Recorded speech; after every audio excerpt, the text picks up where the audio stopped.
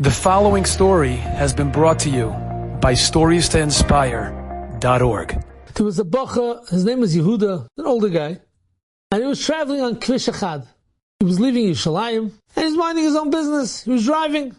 Suddenly, out of the right corner of his eye, he sees a car in the shoulder, and there's a guy standing out of this car.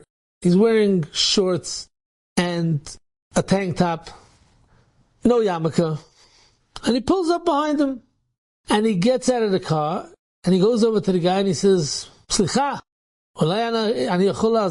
maybe I can help you. So the guy says, yeah, we're stuck already a half hour. We ran out of gas. I have an empty jerry can in my trunk, but I don't know where there's a gas station, and I can't get there. I don't know what to do. And you're the first guy to stop. He says, it's not a problem. Give me the jerry can. Here's my phone number. Give me your phone number. I'm going right by Mozart. I can make a U-turn, and over there there's a gas station. I'll be back in 10 minutes, 15 minutes with gas. Now you can go to the gas station and fill up yourself. It's on the highway. So he says, okay. He gave him the jerry can. He got into the car, Yehuda, in his own car, and he drove to the gas station. He filled up the jerry can with gas. And he made the U-turn. He came back. You have to go back, come out to Yerushalayim, and come back around the highway again. And he's coming, and sure enough, he pulls up behind the car. And he takes the jerry can out, and he opens up the guy's gas tank. And he fills up, and he empties out the jerry can. The guy starts his car. It starts up like a baby. Beautiful. Toda rabba. Kama ani chayav lecha. How much do I owe you? So Yehuda says, Ani lo mocher mitzvot. I don't sell any mitzvahs. He says, what do you mean you don't sell mitzvahs? You paid for the gas. He says, I got myself a mitzvah. I'm not giving it away for a few dollars. Have a nice day. So the guy says, wow. He says, I want to show you something. You see the bumper sticker in the back of my car? Yeah. You know what it says? Dros et adas. Stampede on the Frumiyid in slang. He says, you're the first dos I ever met. I never met a Frumiyid in my life. You're the first guy I met. And I was brainwashed. I thought that the Frumiyid are terrible people. But you're the first Frumiyid I hit, and you're the only guy that stopped for me. No one else stopped for me. I can't believe it. And he went and he peeled the edge of the bumper sticker and he ripped it off of his car. And he said, I'm so proud that I met a Frumiyid and that it's a Frumiyid that's helping me. Now I have a new esteem for Frumiyid. What a Kiddush Hashem. He says, Yehuda tells him, it's fine. Don't worry about it. Let's keep in touch. He says, I would love to. 2 weeks later, about a half hour before Shabbos, Yehuda called up Yaakov, and he says, Yaakov, how you doing? He says, who is this? He says, there's Yehuda with the gears on the Kvish Echad. He says, oh, how you doing? You're my good friend. I thank you so much again. You don't know what you did for us. We're so happy. He says, listen here. I want to tell you, it's almost Shabbos. I want to tell you a story about Shabbos that you should tell your daughter tonight when you're eating supper. He says, stories? Stories are always fun. Let's hear the story. And he told him a story. The next Erev Shabbos, he called him again. And again, he told him a story, and this went on for many, many weeks. One time, he called him up before Shabbos to tell him a story. And Yehuda tells him, Yaakov tells Yehuda, tell me, you're so busy with Shabbos. How in the world do you deal with Shabbos?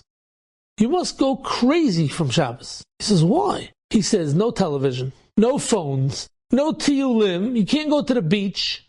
What do you do on Shabbos? He says, I have a great idea. Why don't you come to me for Shabbos, one Shabbos, and then you'll see what we do on Shabbos? Can you give me one Shabbos? He says, I'm all game. I have to talk to my wife. And we have a daughter. He says, don't worry. I have toys. I have games for your daughter. We're going to make her happy. We're going to give you good food. It's going to be a Shabbos you're never going to forget. You're going to see why we love Shabbos. He says, okay, let me talk to my wife. I'll get back to you. He calls his Rav, Epstein Zaid, and he tells him the whole story.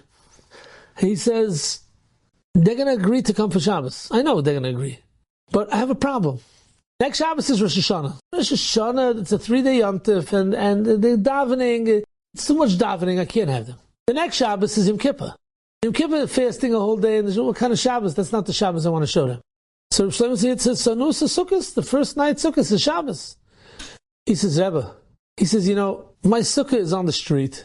I sleep in the sukkah. and there are all types of mice and squirrels, roaming around the streets of Bnei Brak. It's not going to be good.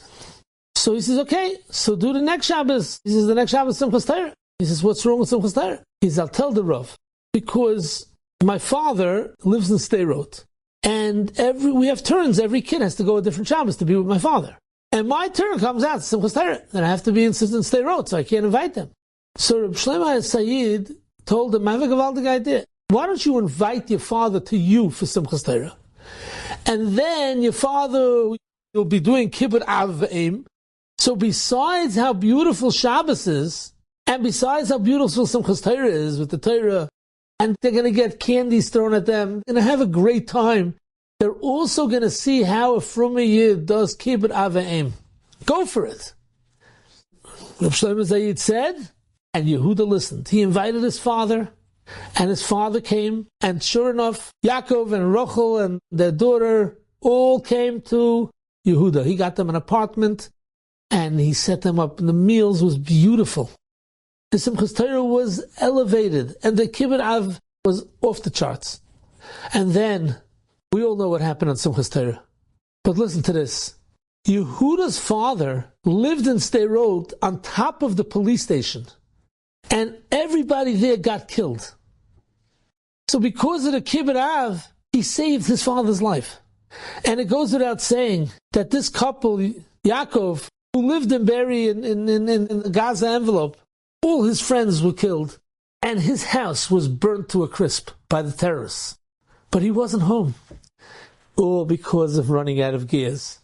A year in advance, HaKadosh Baruch Hu made that this guy should run out of gears. So Yehuda should come down that street and find him and save his life.